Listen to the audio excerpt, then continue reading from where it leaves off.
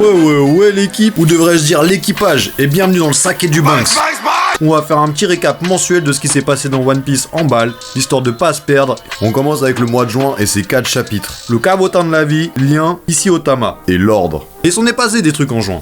On commence le mois avec la défaite de Luffy contre Kaido, et qui respecte le théorème de Kobalade, si tu béton, c'est que t'es con. Et on sait à quel point il l'est. Après ça, Kaido il passe par Baohang pour passer une de ses annonces. T'es un enfant gâché, t'es une merde. Luffy, si je te retrouve pas, je vais te tuer. T'es un homme mort. Pendant que les hommes de Kaido célèbrent comme les Kari quand ils ont eu l'annonce de la mort de Ben Laden en 2011, les Mugiwara, à part Chopper qui s'inquiète, sont plutôt sereins. Ceux qui savent gros. Et eux ils lisent pas One Piece, ils le vivent. Donc ils connaissent leur bug Luffy, ils ont confiance. C'est ça l'esprit shonen gros, ça fait plaisir. Pendant ce mois, on a eu le droit de voir un Prime Sanji en VTF, un Chopper qui a rajouté du crack dans ses Rumble Ball et qu'envoie. Enfin, la mise à jour iOS 15 du Climattack de Nami en feat avec Zeus qui lui permet de soulever Ulti quand même. Une Tobiropo qui a même résisté à Yamato, Luffy et à Big Mom. Et pour finir, on a un 1-1 Jinbei Who's Who qui est plus riche en révélations qu'en nouvelles techniques.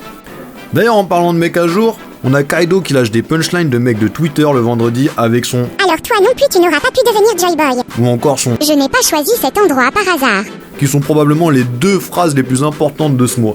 Avec celle finalement de Who's Who concernant le Gomu Gomu no Mi et du fait qu'il soit du CP9.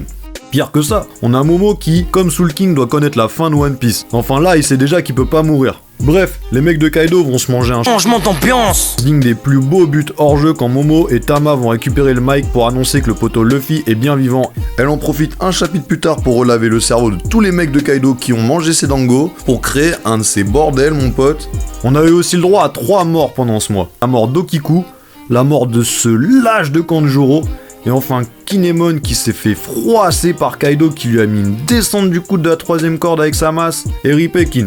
On ouvrira une cagnotte litchée pour ta femme. Kaido il est en mode monster killer là, il en a rien à foutre. Homme, femme, enfant, il veut tout s'écouler. On a Yamato qui arrive enfin face à face avec son daron. Déter, elle veut clairement le renvoyer au garage et devenir la 11e Mugiwara. Kaido lui blague zéro, il est passé directement en forme hybride. Il lui a dit écoute, je suis ton papa, je suis pas venu ici pour rien, donc tu vas pas me déloger d'ici pour rien. Au même moment, en bas, Law rejoint Kid pour éclater Big Mom. Et ça, moi, ça me hype de fou en tout cas. Dernier truc vraiment hype, Luffy télépathe. Le mec, il est en train de couler 20 milieux sous les mers. Il dit quand même à Momo, t'inquiète pas, je vais remonter, dis à tout le monde que je vais le froisser. Du coup, on conclut ce mois avec un Luffy qui se fait soigner par l'équipage de Law et qui est déter à remonter en découdre. Yamato qui va gagner du temps contre Kaido. On a Sanji qui confie Zoro à Chopper pour qu'il se fasse soigner le temps qu'il s'occupe de Queen. Face à face qu'on attend depuis un moment. Perso, je pense qu'on va partir sur un de ces flashbacks sur le Gomu Gomu no Mi et sur les vraies aspirations de Shanks, et en vrai ce serait d'art de ouf. Dites-moi si ça vous a été utile et si ça vous a plu, moi j'ai kiffé faire ça, et quel est le chapitre que vous avez préféré pendant ce mois de juin, et d'ici là on se revoit au mois de juillet pour une autre rétrospective de ce qui s'est passé pendant le mois.